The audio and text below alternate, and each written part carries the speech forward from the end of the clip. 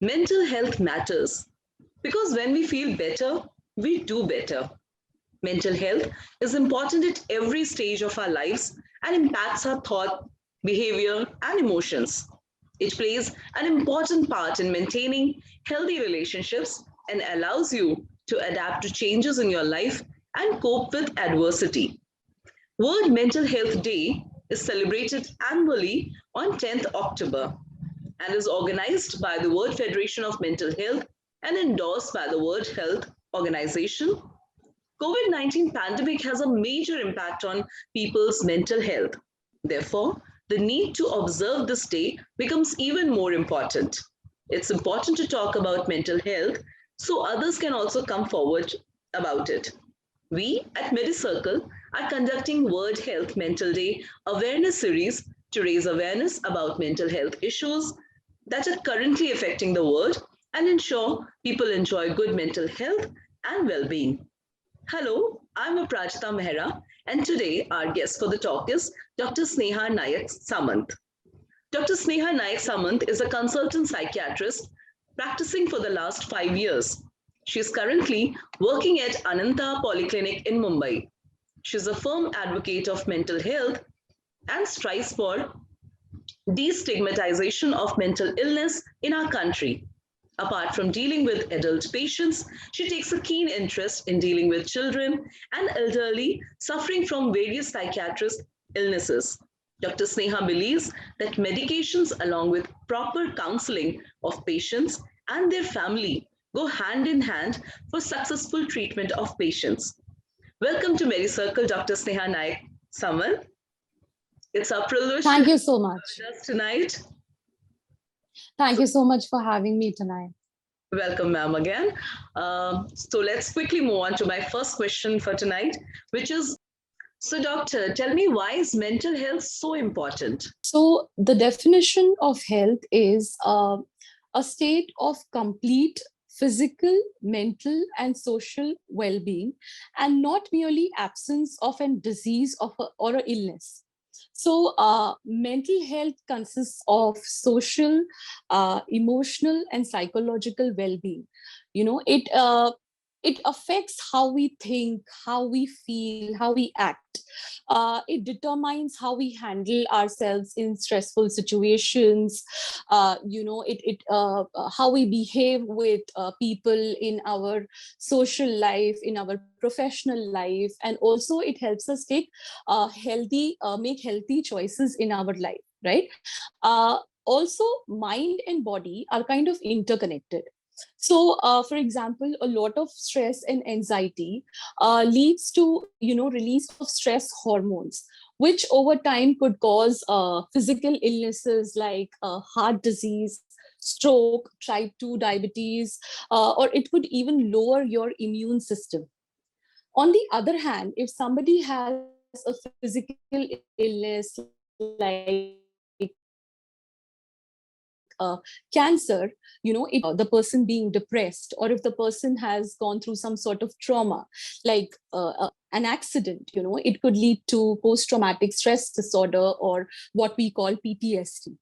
Having said that, the number of people suffering from mental illnesses is increasing drastically. So, worldwide, one person in 5 people suffer from some sort of mental health illness. And India is also not behind. So, in India, 1 in 7 people have some sort of mental illness. So, I think that mental illness has become very important at this point of time. Now that we know the importance of mental health, doctor, are there any triggers for mental illness? So there can be a lot of triggers which could lead to mental illness. The first one I would say is lifestyle choices. So if somebody is in a very stressful job and they do not get time to take vacation with their family members, spend time with their loved ones or take short breaks. Somebody who has as imbalanced diet, lack of physical activity, inadequate sleep, or some people take some sort of substances in the form of alcohol, cigarette, etc. That could contribute to the development of mental illness. Another thing I would say is the life experiences. Like, some people go through emotional, physical, neglect or abuse, some sort of chronic physical illness in your loved ones or in yourself, death in a family, or basically major life changes could also contribute to development of mental illness. Apart from that, family history. So mental illnesses tend to have a genetic predisposition. So what I'm trying to say is that it could be passed from one generation to other in some cases. Great. The next factor would be biological changes. So there are some sort of structural changes in the brain of the people suffering from mental illnesses. Along with that, there can be chemical changes in the form of imbalance in the level of neurotransmitters or neurochemicals, which are responsible for mood regulation, for motivation, etc. Right? Now, the thing is, many a times people think that he or she will never develop a mental illness because they feel that mental illness is the weak-minded people develop mental illness, or people who are not strong enough to handle situations in life. These are the people who get mental illness, but that is not at all true. Just like anybody can get cancer for no fault of theirs, anybody can get a mental illness even if they are not at fault, right? So instead of blaming or embarrassing others who are suffering from mental illness, I think we should motivate them to go ahead and seek the right kind of medical help. That's a very amazing point that you made there, because that is the biggest, problem for any mental health patient, is that it's very difficult for them to, muster up courage to actually come forward and tell people that they are going through something like that. And once they do that, they are shunned by the society of, by being said that they are, weak and they're not strong enough and they're not able to handle simple things that people all go through. So like, that is such a wonderful point that you made there. So they shouldn't feel that way, and they should actually come forward and seek medical help where it is required. Now that doctors, we have already, got this behind us, that we have cleared this thing. Can mental illness be actually treated? Yes, mental illness can definitely be treated. There are two main ways in which we treat mental illness. One is the pharmacotherapy, wherein we use medications. They can be antidepressants, antipsychotics, anti-anxiety, etc. Along with that, what we have is called psychotherapy, which is counseling or talk therapy, right? The best results are achieved when we use a combination of both pharmacotherapy as well as psychotherapy.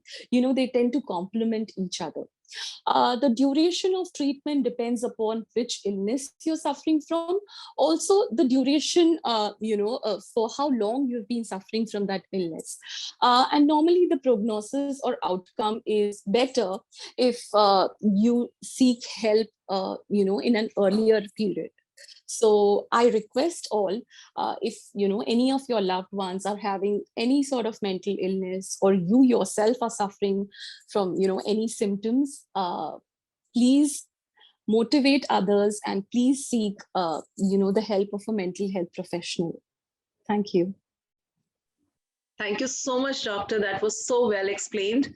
And I'm sure all the audience must benefit from all your answers, and they would actually seek help for themselves or for their loved ones when they are in need.